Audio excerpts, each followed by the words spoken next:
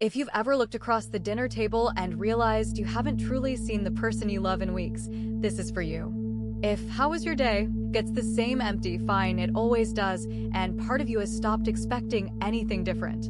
If you miss the person your child is becoming because you're still dealing with the child they were yesterday. Stay with me. In the next 22 minutes, I'll give you a simple, daily practice that can transform distant coexistence into genuine connection. We're building what I call the hearth habit, a way to keep the warmth alive in your relationships, even when life feels cold. Think of your closest relationships as a hearth, the warm center of your home. When that fire goes untended, the house isn't broken, it's just cold. We're going to heat it again, starting tonight. The hearth is built with 4 fuels: presence, predictability, appreciation, and ritual.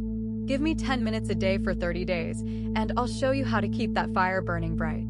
The ache, we all know the science behind it. You know this feeling all too well. You're physically in the same room, but mentally you're in different worlds. The phone glows brighter than the person beside you. Your child starts telling you about their dream, and you nod while mentally rearranging your tomorrow. Your partner says, "We never really talk anymore," and you think, "But we're together all the time." This isn't about bad people or broken relationships. This is about the slow, quiet erosion that happens in the space between busy and tired. The neuroscience behind the ache reveals something profound. When connections fray, our nervous systems interpret it as danger. The brain's alarm system, the amygdala, stays subtly activated. We become quicker to irritation, slower to warmth. We mistake this survival state for, "This is just how relationships are." But here's the crucial insight: this isn't permanent. Your brain is wired for connection. Mirror neurons, oxytocin release, co-regulation. These aren't just scientific terms. They're the biological underpinnings of why we feel better when we feel seen, why we calm down when someone truly listens, why we thrive in predictable, loving environments. The ache you feel is actually your attachment system signaling that it needs what it was designed for: real, sustained connection. And the beautiful truth is that we can rewire these patterns starting with surprisingly small, consistent actions. The Hearth Blueprint Getting Started. Here's our map for the next 30 days, a progressive building of connection skills that compound over time. Week 1, presence, learning to truly land in the same room, training your attention muscle. Week 2, predictability, building trust through small, kept promises that rewire expectations. Week 3, appreciation, speaking the quiet thank yous out loud, training your brain to notice what's working. Week 4, ritual, creating moments that say, "We're in us," building shared identity and anticipation. Choose one person to focus on first: partner, child, sibling, friend, or teammate. You can rotate or focus. This isn't about adding more to your plate, it's about transforming what's already there. The 10 minutes we're committing aren't 10 new minutes. They're 10 redeemed minutes from time you're already spending together, but might not be fully present for.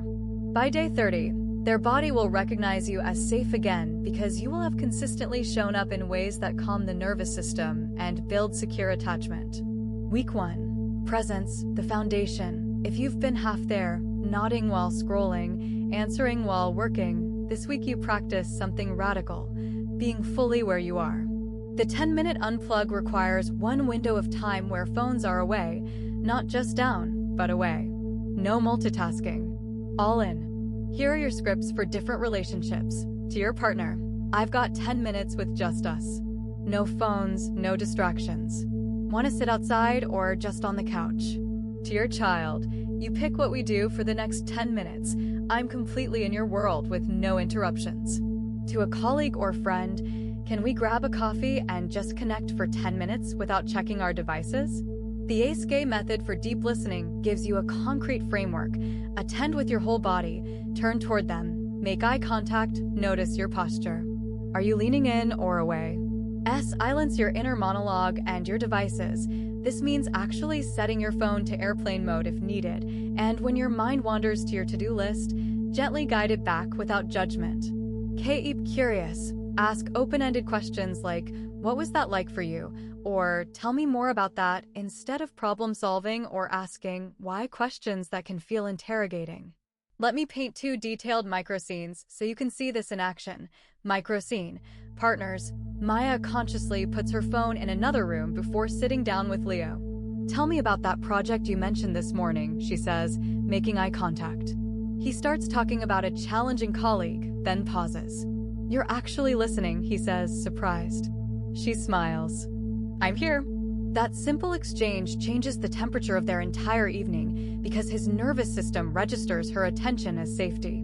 Microscene. Parenting. David notices his daughter Sophia has been quiet all evening. Instead of asking, "What's wrong?" which often gets nothing, he says, "I'm making tea. Want to join me for 10 minutes? She shrugs but follows. He doesn't press, just sips his tea. After 3 minutes of silence, she starts talking about a friendship struggle. He practices just listening without jumping to solutions. When presence gets challenging, remember these troubleshooting tips. If your mind wanders, and it will, gently guide it back with a simple internal, "I'm here." No shame, just return. If they're quiet, don't fill the space. Shared silence is its own form of connection. 5 minutes fully present beats 30 minutes half there. If you're dealing with resistance, scale down. How about 3 minutes of just us? The goal is quality, not quantity.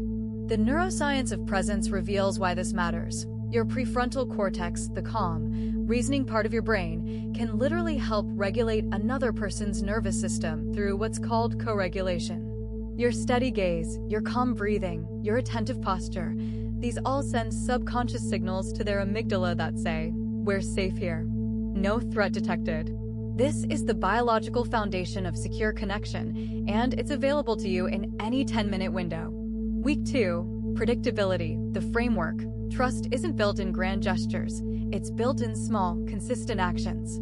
This week, we make our words match our actions in ways that build what attachment researchers call secure base behavior, the foundation all healthy relationships are built on.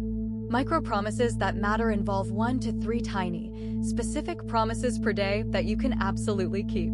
Examples include, "I'll text when I leave the office at 5:30, I'll put my phone away during dinner, I'll ask about your presentation today, I'll water your plants while you're away, or I'll have that report to you by 3 o'clock. These aren't chores, they're nervous system medicine. Each kept promise tells the brain, the world is reliable. You're safe with me.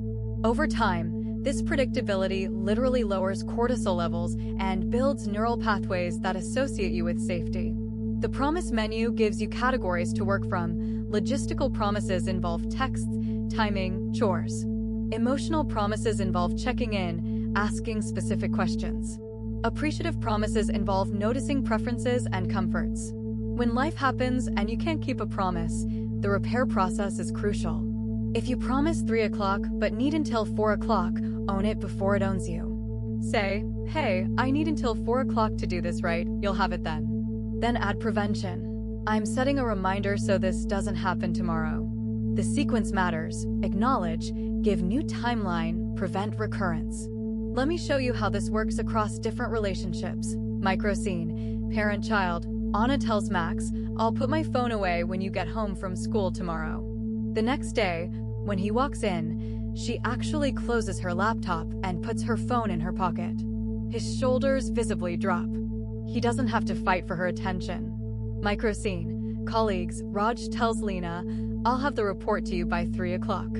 At 2:45, he realizes he needs until 4 o'clock. He messages, "Running late to do this right, you'll have it by 4 o'clock. She replies, "Thanks for the heads up." Peace instead of panic. Microscene, friends. Chloe tells Maria, "I'll call you Thursday night to hear about your date." When Thursday comes, she actually calls. Maria feels valued because Chloe remembered. The science of predictability reveals why small, kept promises matter so much. Our brains are prediction machines. When people know what to expect from you, their prefrontal cortex can relax instead of constantly scanning for potential threats or disappointments. This is why children with predictable parents develop more resilient stress response systems, why employees with reliable managers perform better, and why partners who follow through on small promises build deeper trust. Predictability is the architecture that allows love to feel safe. Week 3, appreciation, the warmth. People don't outgrow. Week 3, appreciation, the warmth. People don't outgrow needing to be seen. They just learn to stop asking.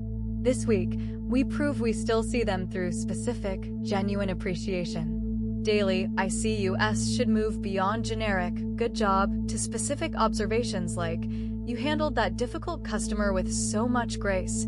I was impressed by how you stayed calm. The way you organized the pantry makes my morning so much smoother. I notice it every time I reach for coffee. Or, I noticed how you included your little sister in your game. That was really kind of you.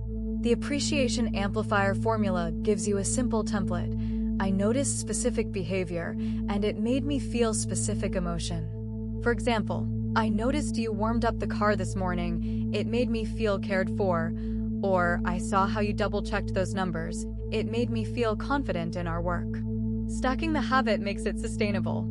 Pair appreciation with existing routines over morning coffee, during the after-dinner cleanup, right before bed, or as part of your commute check-in. The key is attaching it to something you already do consistently. Let me show you appreciation in action across different relationships. Micro scene. Siblings. Diego texts his sister. Saw how you handled mom's doctor appointment yesterday. You're so good at asking the right questions and remembering details. Thank you for taking such good care of her. She replies, means a lot coming from you. Micro scene. Partners. Leo leaves a note on Maya's laptop. The way you explained that complex issue at dinner was brilliant. I love watching your mind work and how you make complicated things understandable. She finds it during her morning coffee and smiles for an hour. Micro scene. Parenting. Anna tells Max, I noticed you took out the recycling without being asked. It might seem small, but it really helps our household run smoothly. Thank you. The science behind appreciation reveals its profound impact. Research shows thriving relationships maintain a 5-to-1 ratio of positive to negative interactions. Every specific appreciation is a deposit in your emotional bank account that protects you during inevitable withdrawals. Appreciation literally shifts brain activity from critique circuits to connection circuits. When we feel genuinely appreciated, our brains release dopamine and oxytocin, neurochemicals associated with pleasure and bonding. This isn't just feel-good advice, it's neurobiological fact that appreciation rewires brains for connection. Week 4, ritual, the glue. Connection needs a place you can both find again, especially when life gets busy. This week, we build those places through intentional rituals.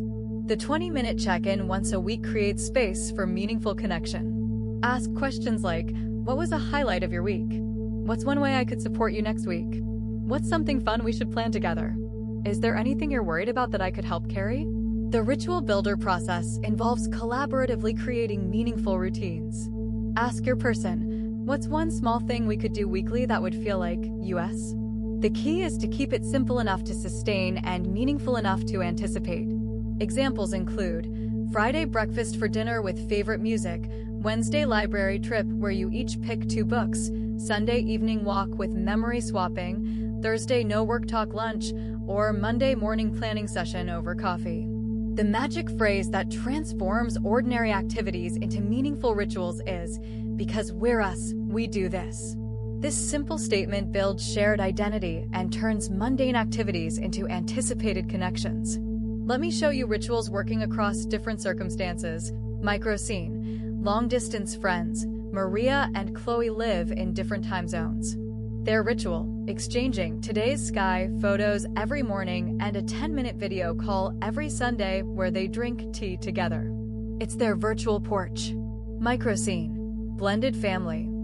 A newly married couple with teenagers creates Friday feasts. Each family member takes turns choosing the menu.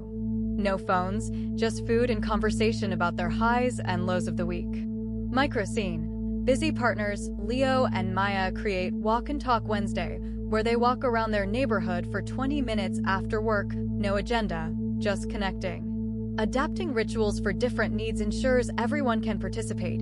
For neurodivergent individuals, clear structure and sensory-friendly environments help. For quiet souls, shared silence counts as togetherness, reading in the same room, parallel play, or companionable silence. For shift workers, find overlapping minutes. even a 5-minute car conversation at shift change. For new parents, anchor connection during feeds or stroller walks. The form matters less than the consistent, attentive presence. The science of ritual reveals why these practices are so powerful. Rituals create what psychologists call identity markers. They literally define who we are as a unit.